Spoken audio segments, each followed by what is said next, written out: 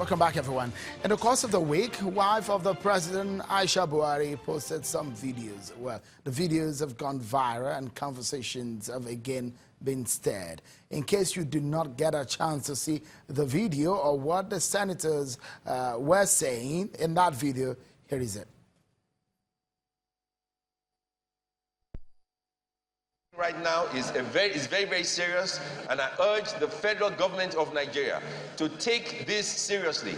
And if the security agencies cannot do their job, then the leadership must be fired. There must be consequence for bad behavior. You are either in control of security of Nigeria or you are not. The ministers involved should resign. The generals involved must be fired or resign. Otherwise, they should be impeached. It is not acceptable for Nigerians to be killed like cattle. It is not acceptable for us to be invaded by foreign mercenaries, and all we do is have conversations. Enough is enough. There is failure of leadership. Whether we like it or not, there is a fundamental, so many things are wrong. Until we sit down, let us forget about religion, let us forget about tribe, let us forget about where we come from. So there you find it. So you imagine that the wife of the president tweeted videos embedded in those tweets, and those are criticisms of the husband's government. What do you make of it? You remember she said something about whether or not she's going to support the president in 2019 if he decides to run because of what she perceived as cabal running the government. Let's get my panel tonight to weigh in on this and what the implications might be for the APC and President Muhammadu Buhari's government. Mr. Buhala, this is going to be like a rounding off moment on the program. Right. What are the implications of some of these things that are being said and the decision or the tweeting of the president's wife? Thank you for that. This is the wife of the president, probably who cares for the president more than any citizen in this country, and should be the one to applaud the decisions of the president. But she had the balls, she had the courage to give the impression that this is wrong. That Senator Misau is a northerner. When my other colleague in the other studio was talking about sentiment, I'm a northerner. I should be the one defending the cause. You're from Borno State. I'm from Borno State. I'm a northerner. I should be the one to defend that decision.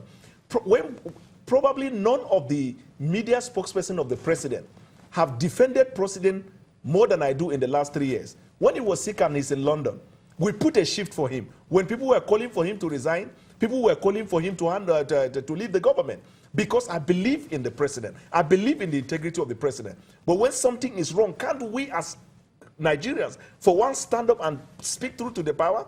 That decision to appoint that man is wrong when you look at all the yardsticks. Okay. Let me allow Dr. Uche Diala and Mr. Godwin Ogboji, we have less than 2 minutes to round up the program. Let's begin with you, Dr. Diala. At this moment, are you concerned that the wife of the president is taking this move? On what is perceived as criticism, direct one on the administration of her husband's government?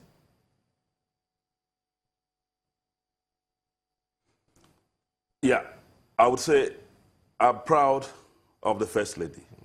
I'm proud that the First Lady, not just this time, that the First Lady is able to, from time to time, speak up, even though it might be perceived to be against the husband. She's a citizen.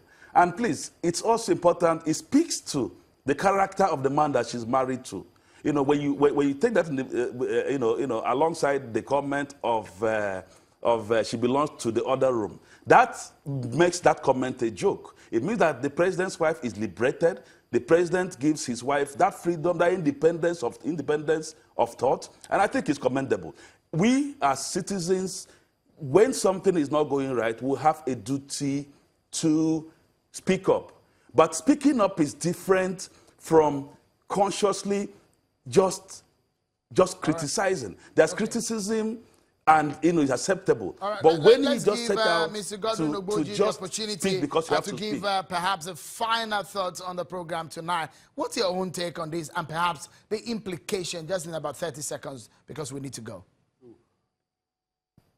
Thank you so much. This gives me hope about Nigeria, that no matter what it is, religion, tribe does not really count, because this is the president's word. I'm supposed to defend the president, good or bad, coming to the fore to bring out what she perceives to be wrong, treating wrong, criticism of our government. This gives me hope. And I want to order people that are just supporting for supporting's sake to look at the issues.